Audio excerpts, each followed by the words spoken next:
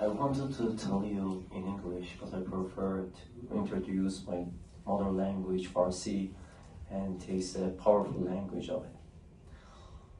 من اولین بار توی سال 2019 مورد صدمه واقع شدم. ولی آخرین بار سال 1401 که واقف میشه به سال 2021 و تمام این سالهایی که کف خیابون بودیم ساچمه میخوردیم، باتون میخوردیم، عزیزی رو از دست میدادیم و فقط یک شعار مشترک بین مردم بود: رضا شاه روحت شاد. این یعنی که مردم از رفتاری که در گذشته کردن پشیمونن و دنبال همون سرگذشتی هن که در گذشته از دست دادن و هنوزم که هنوزه در پیش هستن. You want to translate it? You're doing a very good job. You go ahead. Appreciate it. Okay. He was on the street for several years from 2019 up until 2021-22 with the Massa revolution, and on the streets of Iran, having taken buckshot in the eye of his friends, lost, having had friends who have been stolen or been hit with buckshot or birdshot. The only slogan that was prevalent on the streets and repeated on the streets was Reza Shah, bless your soul. The most important thing about this great person, is that you can call him everything: Reza Pahlavi, Prince, or King. It's a democracy. So, as he told many times before and after a referendum we have in Iran, in free Iran, after a republic, terrorism, Islamic of Iran, the people of Iran should be decided to choose which kind of the country they want, which kind of regime they want. They want kingdom, they want democracy, social democrat, or what? This is choice of the people. So this person is not just a one person.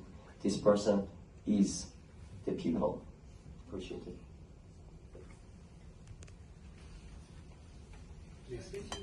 Pour la RTS. Comment vous envisagez concrètement la fin du régime actuel, comment faire tomber les mollahs, quel serait votre rôle dans un futur gouvernement, et d'abord, troisièmement, est-ce que l'élection de Trump pour vous est une opportunité? Comment vous jaugez Oui. Encore une fois, j'insiste sur le rôle actuel que j'entreprends. Et justement, à partir de cette attente et en même temps cette confiance qu'on me fait, j'ai envoyé un message il y a quelques mois en disant: je suis prêt à assumer cette responsabilité d'être le leader de transition, c'est-à-dire au fait de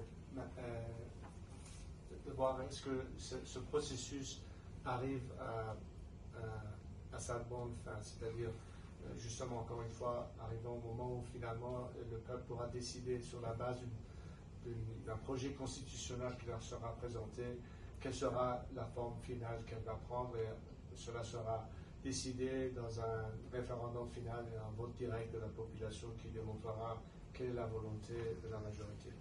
Donc je ne suis pas là pour faire campagne, pour devenir le leader du futur, mais mon rôle actuel, et d'ailleurs ça a toujours été mon unique mission, c'est d'aider à arriver à une transition démocratique et remplacer ce régime de dictature religieuse, un régime de démocratie laïque qui est une nécessité absolue. J'insiste sur le point laïque surtout, c'est quand il n'y a pas une séparation du clergé et de l'État, on n'arrivera jamais à une formule non seulement démocratique, mais le fait que si tout le système est basé sur une idéologie seule, c'est le début de discrimination, que ce soit un communisme, que ce soit une idéologie religieuse. Et d'ailleurs, vous voyez que dès que ce régime a pris place, il a tout de suite été un élément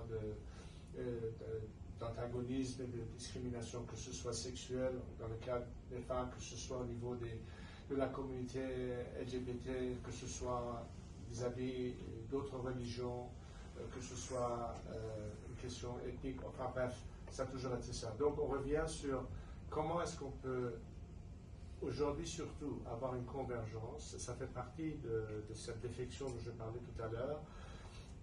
quels sont les éléments qui peuvent, encore une fois, ravitailler cette campagne de libération. Il y a jusqu'à peut-être 2 ou 3 ans, certaines optiques intérieures qui croyaient toujours qu'il faut insister sur la réforme de ce régime. Aujourd'hui, ils n'y croient plus. Aujourd'hui, le discours intérieur va au-delà de ce régime. Nous trouvons maintenant des éléments qui savent que c'est un bloc final, qu'on ne peut pas franchir ce mur. Ils veulent maintenant rentrer en dialogue et en convergence avec ceux qui, dès le début, comme nous, avons toujours été dans le camp des démocrates laïcs, une alternative à ce régime. Déjà, ça peut vous montrer que cet élément de défection commence. Quand j'expliquais tout à l'heure que notre stratégie, après la chute du régime, c'est comment ménager cette transition, il faut ajouter à cela une formule d'inclusion, c'est-à-dire la majorité de ces éléments qui font partie de la bureaucratie de ce régime dans le contexte civil et aussi dans le contexte militaire paramilitaire peuvent avoir une place dans l'Iran du futur. Seuls ceux qui doivent rendre compte de leurs crimes, avoir leurs mains dans le sang du peuple, devront répondre à la justice. Pas n'importe quelle justice, une justice qui donne vraiment un état de droit en même temps. Et c'est sur ceci que nous développons ce momentum. Donc tout ceci font partie de ce qu'il y a à faire. L'important, c'est d'avoir un élément de stabilité entre-temps, d'avoir un plan d'action qui ménage cette question, mais en même temps d'anticiper que dès le moment où l'Iran sera ouvert enfin, ayant éliminé une mafia paramilitaire qui contrôle tous les aspects économiques du pays, nous avons cette fois-ci des éléments de transparence, de responsabilité, qui serait fiable. Donc, je pense qu'une politique stable dépend d'une économie ouverte et